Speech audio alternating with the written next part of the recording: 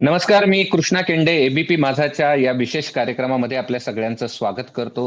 2 दिवसापूर्वी सुरेश धस यांनी परळीतलं एक नवीन मर्डर केसच्या बाबत वक्तव्य केलेलं होतं. ते होतं महादेव फड यांचं. आणि महादेव फड यांचा मृत्यू कसा झाला या अनुषंगानं त्यांनी काही प्रश्न उपस्थित केले. आज आपल्यासोबत महादेव फड यांच्या पत्नी अ, ज्ञाने महादेव मुंडे यांच्या पत्नी ज्ञानेश्वरी आहेत आणि त्यांचे मेहुणे सतीश फड आपल्यासोबत आहेत. माफ करा, हे जे मर्डर झालेला होता तो होता महादेव मुंडे यांचा. अ, या सगळ्या प्रकरणात आपण त्यांच्या पत्नीशी या ठिकाणी संवाद साधणार आहोत. आपलं स्वागत आहे एबीपी माझामध्ये. माझा पहिला प्रश्न आपल्याला असा आहे की त्या दिवशी नेमकं कसं काय घडलं होतं हे जरा महाराष्ट्राच्या प्रेक्षकांना आपण सांगा. म्हणजे अचानक अचानक ही घटना घडली ती म्हणजे तर ते असं एवढं आम्हाला असं होईल असं वाटलं नाही. मग त्या दिवशी चार हम्म. वाजता मिस्टरांनी बन्सर क्लासेसला छोटा मुलगा म्हणून सोडला. 4 वाजता म्हणजे बर. तीनचा रुटीन होता, 3ला घरी यायचे. नंतर चार बर. वाजता बन्सर छोटा मुलगा सोडला. नंतर मग ते 6 वाजता मोठ्या 2 मुलांची होमी बाबाची एक्झाम होती प्रिपेअर शाळेला. मग बर. त्यामध्ये ते घेऊन म्हणले 6 साडेसहाला मी घेऊन येईल म्हणले त्यांना. तोपर्यंत हम्म. उपवास होता, स्वयंपाक करून ठेव म्हणले. बरोबर, ठीक आहे. हम्म. पुन्हा मग ते घेऊन आले, 6 साडेसहाच्या दरम्यान आले. मात्र ते वरी आले नाहीत अद्याप. वर आले नाहीत, हम्म. लेकरांना सोडण्यात गेले. लगेच मी हम्म. लेकरांना विचारलं, तुम्ही का ट्युशनला गेले ना? तसंच ट्युशनला जायचं, पप्पा घरी येणार होते ना. तर नाही म्हणले, बर. पप्पा म्हणले ट्युशन राहू दे. बरं म्हणलं, मग तसंच मी बाहेर गेले, स्वयंपाक करून ठेव म्हणजे कसं काय वरी आले नाहीत म्हणून बाहेर गेले. बाहेर गेले तोपर्यंत तर ते निघून गेलेले होते. पुन्हा मग बर. संध्याकाळी संध्याकाळी 9:30 वाजेपर्यंत वाट पाहिली आम्ही की जेव्हा येतील म्हणून. आता ते काही अद्याप हम्म. आले नव्हते. माझ्या मोबाईल बॅलन्स नव्हतं, ते मी पुन्हा कॉल पण केला नाही. आणि रोजचा हम्म. रुटीन होता येण्याचा, येतीलच असं संशय नव्हताच की असं काय होईल म्हणून. येतील बर. येतील म्हणून मी 9:30 वाजता लेकरांना मी झोपी घातला. मला पण झोप बर. लागली त्यांच्यासोबत. पुन्हा मग बर. आलेच नाही तर पहाटे 3 वाजता मला जेव्हा आला. पहाटे तीन हम्म. वाजता जेव्हा आला तर मी घराला कॅमेरे कॅमेरे ऑन केले. ऑन केले हम्म. की बाहेर आलेच नव्हते. तरी पण बर. मी बाहेर आतमध्ये करत राहिले. 5 वाजेपर्यंत पुन्हा मला झोप लागेना की दिवस कसं काय आले नाही का? मात्र मला म्हटलं मी हम्म. तुळजापूरला जाणार आहे. मग मी बर. म्हटलं तुळजापूरला जाणार म्हणजे जेवण करून तरी जातील ना. असं कसं जातील? तरी बरोबर. पण दोन मागे असे केले अचानक. तरी पण म्हणलं गेले हम्म. असतील मित्रासोबत काय म्हणते म्हणून परळीला बस स्टँडला गाडी सोडून गेले असतील. मग मी त्याच हम्म. ह्याच्यात राहिले की तुळजापूरला गेला तर चला म्हणून येतील म्हणून आता. मग 5 वाजेपर्यंत मी माझी बेचैनी चालूच होती. कसं काय आले नाहीत, कसं काय हम्म. आले नाहीत. मग पहाटे 5 वाजता उठून घरातलं सगळं सगळं काढून देवपूजा करून घेतली मी. देवपूजा करून हम्म. घेतली तोपर्यंत 6:30 वाजले. 6:30 वाजले की मी किरायदार होते आमच्या घरी. हम्म. लेकरांना म्हणलं जा म्हटलं किरायदाराला बोलून आणा, त्याला फोन लावायचा पप्पाला. तर 2 नंबरचा मुलगा गेला, किरायदाराला बोलवलं. मग हम्म. किरायदाराने फोन लागला, त्यांचा फोन लागला नाही. मी 3 वेळेस ट्राय हम्म. केला, त्याचा फोन लागलाच नाही, स्विच ऑफ यायला. मग मी तुरंत बर. माझ्या वडिलांना फोन लावला कनेरवडीला. कनेरवडीला फोन हम्म. लावला तर वडील म्हणजे वडील तर काही घरी नव्हते. वहिनीनं कॉल केला, उचलला. वहिनी म्हणल्या हम्म. तुमच्या भावाला फोन केला पोलीस यायचा आणि काय झालंय तुम्ही कसं लक्ष केलं नाही, मला एवढं वहिनी आमची बोलली. बरं हम्म. मी हम्म. म्हणलं मला तर काही आवडलं तर मी असंच बाहेर गेले.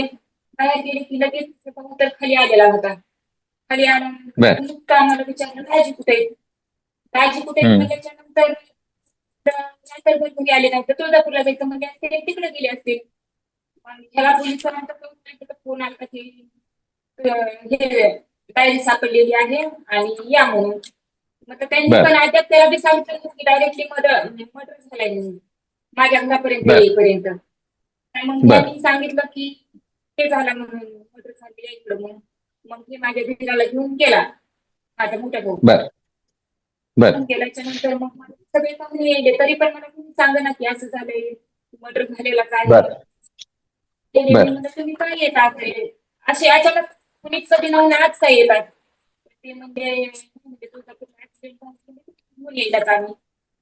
तसं बर. म्हणल्याच्या नंतर त्या येत असतील घर असेल काही होतं एवढं निघून इतका अत्याचारी निर्गुण हत्या केली ही मला तर कसलीच कल्पना नव्हती.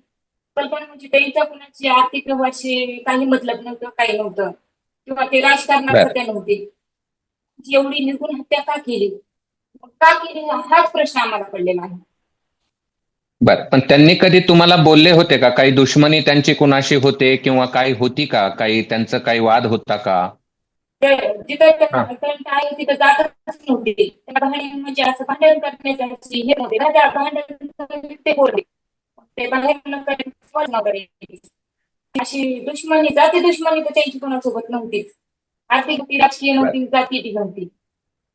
बर बर आता ह्या सगळ्या प्रकरणावर सुरेश धस यांनी हे प्रकरण म्हणजे 2023 आहे, पण त्यांनी आता पुन्हा हे प्रकरण समोर आलेलं आहे. याबद्दलची काय तुमची प्रतिक्रिया आहे? साहेबांनी मनापासून आभार मानले. कारण त्यांनी माझ्याकडे रिपोर्ट केली की प्रश्न काय करणार नाही का? मग कधीतरी आठवड आम्हाला साहेबांच्या पद भेट लागली. काहीतरी दोन साहेबांनी निवडून देते. गृहमंत्र्यांना काहीतरी आवेदन दे, पालकमंत्री आपले अजितदादा आहेत त्यांना आवेदन देते. अशी आमची इच्छा आहे की साहेबांनी अजून उठाव घेऊन ह्याच्यातले जे मुख्य आरोपी आहेत त्यांना फाशीपर्यंत नेलं पाहिजे. बरं, तुम्ही आता या सगळ्या प्रकरणामध्ये बराच पाठपुरावा केलात असं तुमचं म्हणणं आहे. अनेक लोकांना भेटलात, कुणाकुणाला भेटलात आणि त्यांच्याकडनं काय प्रतिसाद आला होता? सतीश फड, तुम्ही जरी सांगितलं सानप तरी साहेब आपले चालेल. हा. हा, बोला बोला साहेब. सगळ्यात आधी सगळ्यात आधी PI सानप साहेब होते इथे परळी हा. पोलीस स्टेशनला. हम्म. त्यांनी ज्या टायमाला मला सकाळी भास्कर केंद्रे म्हणून कॉन्स्टेबल आहेत त्यांचा फोन आला सकाळी 7 वाजता. महादेव मुंडे कोण आहेत? बर. म्हणलं ते माझे भाऊजी. हम्म. म्हणले आज तहसील समोर असाच झाले, भाऊजी घरी आहेत का बघ. मी भाऊजीच्या मोबाईलवर फोन लावला तर भाऊजीचा मोबाईल आला बंद. मग मी ताबडतोब हम्म. घरी आलो दीदीच्या इथं. माझ्या गावातून दीदीच्या बर. 2 किलोमीटर अंतर आहे. मी आलो, दीदीला हम्म. खालूनच विचारलं दाजी कुठे आहेत? ते म्हणले रात्रीपासून घरी आले नाहीत. मग दाजीच्या भाऊजी भेटला खाली. त्याला म्हणलं अरे तू तहसीलच्या पटांगणात तिथं असं झालंय म्हणून मला फोन आलता पोलिसचा. मग मी भास्कर हम्म. केंद्रेला फोन केला, म्हणलं कोण या ठिकाणी? ते म्हणले कोर्टासमोर हम्म. कोर्टाच्या समोर आहेत. तिथे गेल्याच्या हम्म. नंतर मी पाहिलं तर भाऊजी असे म्हणजे मी एकदम हे झालो ना भाऊजी बघितल्याच्या नंतर. बर. म्हणलं सानप साहेबांनी रात्री 8:30 वाजता मोटर केली त्या स्पॉटहून हम्म. आणि डेड बॉडी भेटली सकाळी 7 वाजता त्यांना. बर. पोलिसांनाच कशी काय डेड बॉडी भेटली? हम्म. हम्म. हम्म. हम्म. एक माझा प्रश्न ते पोलिसांना कशी काय मोटरसायकल घडली? सकाळी त्यांनीच मला फोन केला की डेड बॉडी घडली. हम्म. रात्री 8:30ला त्यांनी मोटरसायकल नेली, सकाळी 7ला डेड बॉडी घडती. हे काय आहे? म्हणजे त्याच स्थळावरून, हा? त्याच घटनास्थळावरून, त्या स्पॉटवर म्हणजे त्या जिथे स्पॉटहून मृत्यू नेली झाला. मोटरसायकल. बरं, हा, म्हणजे त्या जिथे त्या स्पॉटवर जिथे स्पॉटहून आणि जिथे जिथे बॉडी तिथे सापडली तिथूनच रात्री आहे. रात्री बॉडी फक्त 100-150 म्हणजे पावलावर असेल बॉडी. बर बर बर बर आणि मोटरसायकल रोडवर बर. पडलेली होती, मेन रोडवर. आणि तिथं इतकी वर्दळ असती की कमीत कमी 100 ते 200-250 लोक. ते पोलीसचं म्हणणं आहे की 200-250 लोकांनी बघितलं. मग ते लोक कुठे आहेत बघितलेले? काय नाही समोर. हम्म. आणि जे हम्म. ते हम्म. म्हणते एका स्पॉटवर एका बाईनं एका लेडीजनं बघितलंय. ती लेडीज देखील त्यांनी समोर हम्म. आणली नाही. हम्म. आणि मला म्हणले हम्म. 28 डिसेंबर मी फॉलो घेत गेलो ना. 28 डिसेंबरला म्हणले उद्या आरोपी अटक करायचे म्हणले 2 दिवसात. बर. आणि 31 डिसेंबर 2023ला तर म्हणले हे LCB ला गुन्हा वर्ग कर. मी म्हणलं का कर? हम्म. तर म्हणले LCB ला हम्म. गुन्हा वर्ग कर, तू गोष्टी काय समजून घे. मी म्हणलं काय समजून घे? मला सांगा म्हणलं काय झालंय हम्म. नेमकं, का आरोपी अटक करणार? हम्म. तर म्हणले आरोपी अटक हम्म. करायचे होते, मग तू LCB ला गुन्हा वर्ग कर. PI सानप साहेब म्हणले. मग हम्म. मी स्वतः जाऊन SP-ना भेटलो. ठाकूर साहेब होते तेव्हा. LCB ला निवेदन दिलं त्यांना 3/1/2024ला की बुवा साहेब माझा गुन्हा हम्म. LCB ला वर्ग करा. 2-2.5 हम्म. महिने मला इथे ह्यांनी घुमीत पडलं. रोज पोलीस स्टेशनला चक्रा इथं. हम्म. दुपार संध्याकाळ मी कमीत कमी दिवसात 4 वेळेस तरी जाऊन बसायचं पोलिसांपाशी. जे खाल्ली टीम बर होती त्यांच्यापाशी. तरी बर तपास म्हणजे हेच केलं नाही त्यांनी. असं मला LCB ला गुन्हा वर्ग कर म्हणून कमीत कमी 1 वर्षाच्या पुढे झालंय. तरी माझा गुन्हा LCB ला वर्ग केला नाही. पुन्हा मला यांच्यावर थोडा डाऊट आला की मग दुसऱ्या महिन्यात मी पिटिशन दाखल केलं औरंगाबादला हो खंडपीठात. बर ऍडव्होकेट बर गंगाखेडकर साहेब म्हणून आहेत माझे, त्यांचे वकील, माझे वकील आहेत तिथं. त्यांच्या मार्फत मी बर पिटिशन दाखल केलं. मला CID अगर SIT अगर CBI लागावं म्हणून. बर अजून पण तात्काळ तुमच्या मते कोर्टात तुमच्या मते आरोपी कोण आहेत आणि का अटक केले जात आहे? आरोपी जर आम्हाला माहित असेल आम्ही घटनात नाव घेतले असते ना. बर आरोपी पण पोलिसांना का पक्के माहिती सर कोण आहेत ते. बर पीआय सानप बर जो आहे त्यांना पक्के माहिती ते आरोपी कोण आहेत. आणि नंतर आता आम्ही बर आताच्या पीआयला भेटलो तर पीआय म्हणतो की पहिल्या पीआयने काही केलं नाही, आता मी काय करू. हे यांचे उत्तर आहेत सर हम्म, हम्म, आताच्या पीआयचे. पीआयला भेटायला गेले. हा हा बोला ताई बोला. त्यावेळेस आताच्या आताच्या मॅटर मध्ये त्यांची बैठक होती. बजावायचे ऍडिशनल हम्म, सर आलेले होते. बर तर त्यांची मीटिंग चालूच होती. तरी पण मला बाहेर थांबा म्हणून सांगितलं त्यांनी. बाहेर थांबा हम्म, म्हणून हम्म, सांगितलं मी थोडा वेळ थांबले बाहेर पोलीस स्टेशन मध्ये. कारण मला कागद बर सरांनी सांगितलं होते आता विजिट देऊन कागद सरांना भेटून आलते मी. एसपी सर आता जे नवीन आहेत त्यांना. मग ते म्हणजे परत जाऊन तुम्ही फॉलो घ्या म्हणजे परळीचा. तर त्यावेळेस मी हम्म, हम्म, परळीला परत गेले पीआयकडं. तर त्यावेळेस बर अंबाजोगाईची ऍडिशनल सर आलेली होती. त्यांची अशी हम्म, क्रिया हम्म, संतोष भाईच्या केस बाबत त्यांची मिटिंग होती. मग तरी बर पण मी आतमध्ये गेले. तरी पण मी त्यांची मिटिंग असून आतमध्ये गेले. म्हणलं मला हम्म, बोलायचंय म्हणलं.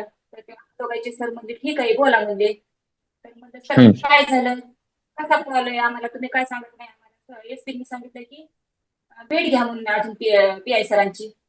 तर म्हणजे बर या म्हणजे अगोदर ते पीआय म्हणजे तुम्ही बाहेर जा म्हणले. इथले पीआय हम्म, परळीची. हो मी मीटिंग चालू हो असताना आतमध्ये गेले तेव्हा म्हणजे तुम्ही बाहेर जा. मग तर अंबाजोगाईचे ते डीएसपी सर आहेत ना ते म्हणजे ताई यामध्ये आतमध्ये काय तुमचा प्रॉब्लेम ते सांगा. मग मी त्यांना विचारलं की काय झालं काय नाही नेमकं काय माझे लेकर घेऊन गेलते. कालच मी मीडियाला दाखवली माझी लेकरं. तर म्हणलं हम्म, या लेकरांचं मी कसं करायचं काय करायचं तुम्ही का आरोपी सांगत ना माझ्या लेकरांना भीती माझ्या भावाला भीती उद्या. माझ्या लेकराचं तर हम्म, हम्म, आहेच आहे म्हणतं माझ्या भावाला मेन म्हणजे माझ्या भावाला भीती. कारण तो राजकारणी हम्म, आहे. हम्म, माझा नवरा राजकारणी नसता म्हणतं तो राजकारणी आहे. ह्यांचा कोणत्या हम्म, ह्याच्यातून आम्हाला स्टेप माहित नाही. मग तर त्यांच्या हाताखालचे जे पोलीस होते त्यांनी त्या पोलिसांना बोलवलं त्या ऍडिशनल सरांनी. तर ते हम्म, म्हणले आम्हाला कोणाचा तरी फोन आला म्हणले. एवढंच म्हणले. ते जे त्यांच्या हाताखाली अधिकारी असते पोलीस ते म्हणजे आम्हाला हम्म, फोन आलता म्हणजे म्हणून आम्ही तपास दिला. आणि मला सांगा कोण आहे ते. तर त्यांनी आम्हाला नाव सांगितलं नाही. आमच्या देशात तर त्यांनी नावच उघडं केलं नाही. मग तुम्ही काय करा हम्म, हम्म. अंबाजोगाईचे ऍडिशनल सर आहे. त्यांनी तर फॉलो घेतलाच असेल त्यांचा की तुम्ही कुणाचं नाव घेऊ म्हणजे नका. त्यांच्या तिथं कुणाचा फोन आलता तुम्हाला तपास हम्म, थांबव म्हणून. त्या हम्म, ऍडिशनल सरांची पण मला ठीक आहे. प्रेस घेऊन त्यांना पण विचारा की नेमकं कोण आहे ते याच्यात. हे बर पण करायला बर आवश्यक तुम्हाला आहे. बर बर तुम्हाला विचारतो का असं होतंय की जे आरोपी सापडत नाही कोण तुमचा कुणावर संशय आहे का की कोण हे फोन करतंय किंवा कोण दाबतंय प्रकरण असं तुम्हाला वाटतंय का काही? नाव घेतली असते ना त्यांची की ह्यांनी फोन केला की ह्यांनी आम्हाला हे केलं म्हणून. मी डायरेक्ट सांगितलं असतं ना ह्याचा फोन केला नाही ह्यांनी तपास थांबवला. आम्हाला पोलीस हम्म, पर्यंत जायची गरजच नव्हती ना स्वतः मी कापले असते ना ते लोक. हम्म, मला हम्म, मला काय भीती होती माझा नवरा गेल्याच्या नंतर. मला तर माहिती असते की ह्यांनी मारले तर मी पण कापाय नेले नसते ना त्यांना. हम्म, हम्म, हम्म, माझा हम्म, म्हणजे एवढा हम्म. सुखाचा संसार त्यांनी उद्ध्वस्त करून टाकला ना. हो हो पण काही दुश्मनी वगैरे काही कोणाशी काही नव्हती. नाही आर्थिक बी दुश्मनी नव्हती राजकीय बी नव्हती. राजकारण तर बघा तुम्ही आर्थिक फेसबुक युट्यूब ते इंस्टा त्यांचे बघा. राजकारण म्हणजे त्यांना नाही कुणाच्या नेत्यासोबत फोटो नाही ना काही नाही त्यांचा. हम्म. मग एवढ्या साध्या माणसाचा सामान्य माणूस आणि या सामान्य माणसाचा खून होतो पण पोलिसांना तपास का करावा वाटत नाही असं तुम्हाला वाटतं? माझा प्रश्न तोच आहे की काय असं तिथं मग घडलं का कोण आहेत ही सगळी लोक? आम्हाला पण तोच प्रश्न आहे ना की पोलिस काय दाबतात मग एवढ्या सर्वसामान्याला मारले तर. पोलिसांचं काय हम्म, राहतं ह्याच्यात? का पोलिस का दाबतायत? हे तर माणूस हम्म, सर्वसामान्य होता. मोठी चौकशी करत होता, बिस्सी चालवत होता, पिगमी करत होते, प्लॉटची दलाली करत होते. मग हम्म, तुम्ही सगळ्यांची चौकशी करा ना त्याबाबत. 5-5 रुपये त्यांनी लिहून ठेवलेले. चहा पिला तर रजिस्टरावर लिहिलेली नोट आहे. 2010 पासून जसं माझं लग्न झालं तेव्हापासूनचे रजिस्टर आहेत माझ्यापाशी. हम्म, इतकाच म्हणजे इतक्या प्रवृत्तीचा माणूस एवढा संसार जपून करणारा माणूस त्याला का मारलं? हम्म, ते बी हम्म, निर्भयपणे नरडो कापून आणि इतके अत्याचार तलवारीनं मारले. असं इतका अत्याचार हम्म. तरी केलं तरी काय? हम्म. हा, हा पण प्रश्न असं आहे की माझ्या यंत्रणेला बी आहे. असं आहे की तिथे लोक 200-250 लोक असतात. काही लोकांनी पाहिलं असं देखील फडसाहेब तुम्ही म्हणालात. तर हे हो सर. काय आहे नेमकं थोडंसं सांगा ना. तर तिथं काय नेमकं ते आता आहे पोलीस आणि जे महिलांना बघितलंय त्या महिलांना ह्यानी समोर देखील आणलं नाही सर, पीआयनी हा. एकदा बी नाही. आणि जी डीबीची टीम काम करते ती खाली डीबीची टीम, आता यांच्यावर कुणाचा दबाव हम्म. आहे? यांचं सीडीआर काढल्याच्या नंतर कळलं की यांच्यावर कुणाचा दबाव होता. तुमच्या मते कोणाचं आहे? आता ते नाव फिक्स माहित नाही ना. आपल्याला जर नाव माहित असतं तर आपण त्याच्याकडे स्वतः गेला असता, तू का फोन केलास म्हणून त्याच्यामध्ये. पण त्याच्यात धस आपल्याला साहेब नावच जे माहित नाही सर. आमदार कळलं की आर्थिक बंद झालं तर आपल्याला कळेल ना की आर्थिक बंद त्यानंतर यांचा कोणासोबत जास्त व्यवहार आहे, त्याचं नाव घेता येईल. हो. आपल्याला कारणच माहिती नाही तर आपण काय सांगणार, कुणाचं नाव घेणार आपण? बर. आणि आम्हाला याच्यामध्ये नाही की तुम्ही ह्यांचं नाव घ्या त्यांचं नाव घ्या म्हणून.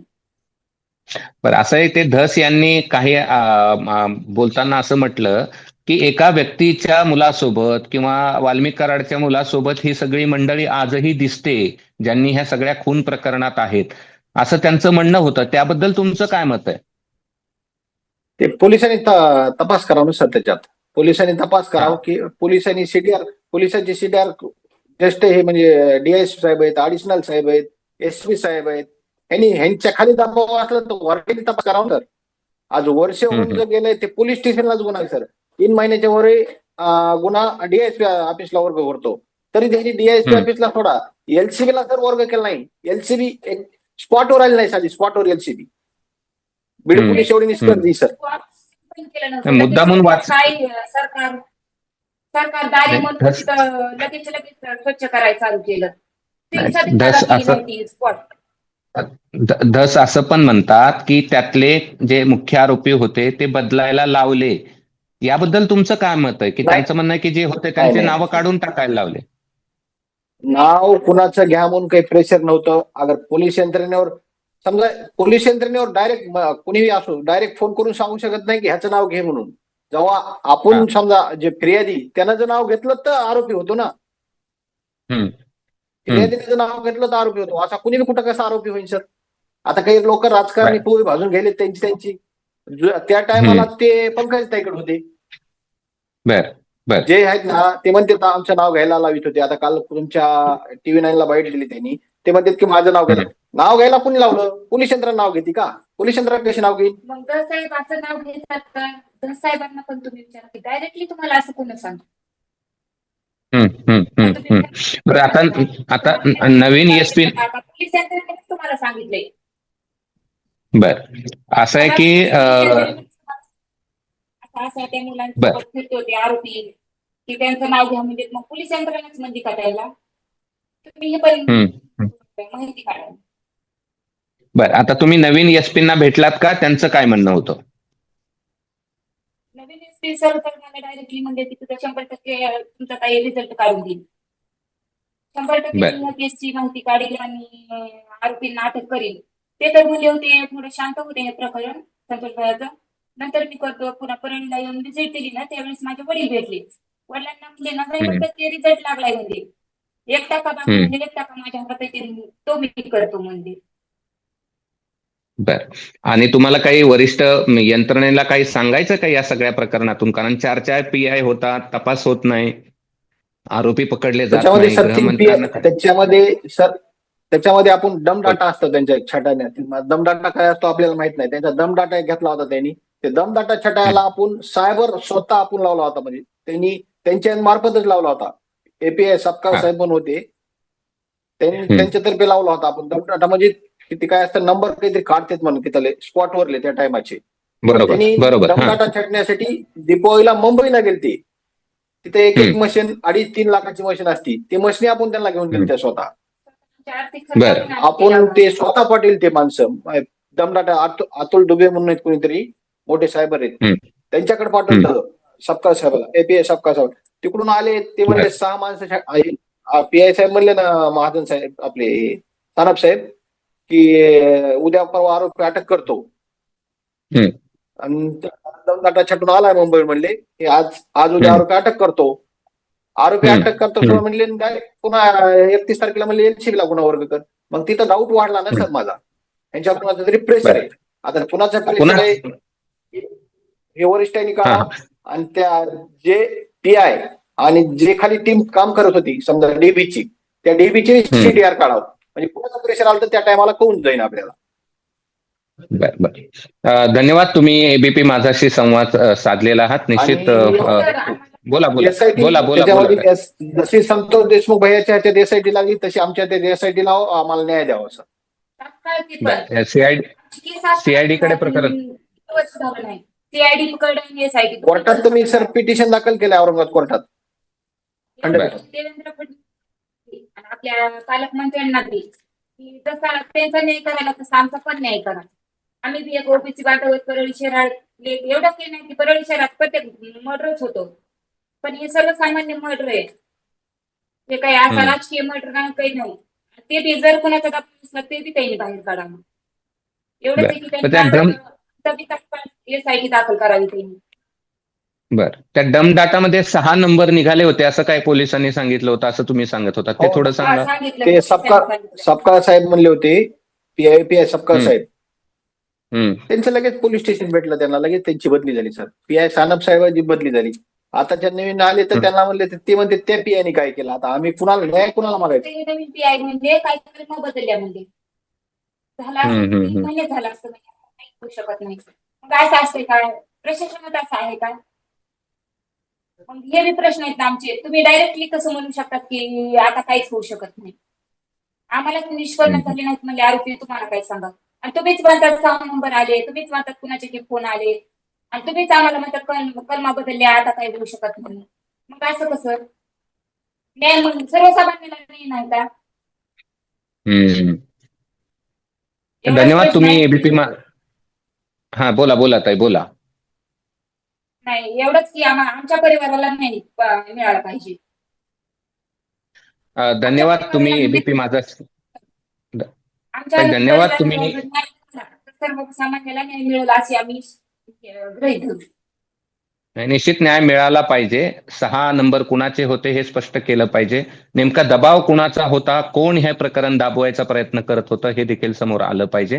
कारण की एक सर्वसामान्य व्यक्तीचा खून या ठिकाणी भर रस्त्यामध्ये होतो आणि तरी देखील पोलीस यंत्रणेला 1.5-2 वर्ष या सगळ्या प्रकरणाचा तपास लावता येत नाही. हे निश्चित पोलिसांचं अपयश आहे आणि आता अपेक्षा आहे की नव्या SP-कडून तरी या सगळ्या प्रकरणाची सखोल चौकशी करून सर्वसामान्य जे मुंढे कुटुंबीय आहेत, त्यांच्या ज्ञानेश्वरी मुंडे आहेत, यांना न्याय पोलीस प्रशासन या ठिकाणी देईल. ताई खूप खूप आभार. तुम्ही एबीपी माझाशी या ठिकाणी संवाद साधलात त्याबद्दल. एबीपी माझा, उघडा डोळे बघा नीट.